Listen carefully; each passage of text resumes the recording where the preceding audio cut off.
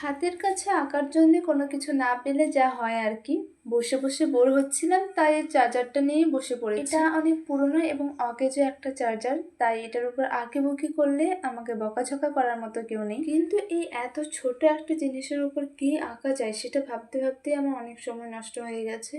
Pinterest থেকে অনেক খুঁজে খুঁজে একটা রেফারেন্স আমি জোগাড় করতে পেরেছি, তবে সেটাও পিন্টারেস্টের মতো হুবহু একরকম করিনি, কিছুটা আলাদা রেখেছি। আমি এখানে একটা বাটারফ্লাই ড্র করেছি। এই ডানাগুলো আঁকার সময় আমার একটু ডাউট ছিল যে এগুলো পারফেক্টলি হবে কিনা, কারণ ছোট বড় হয়ে গেলে আবার নতুন করে কালার চাপাতে হতো, যেটা আমি একদমই চাইছিলাম না। তবে পারফেক্টলি না হলেও খুব একটা খারাপও হয়নি। প্রজাপতির ডানাগুলো রং করার সময় আমি জানি না আমার মাথায় কি ভূত চেপেছিল যে আমি এর রংটা গোলাপি করেছি।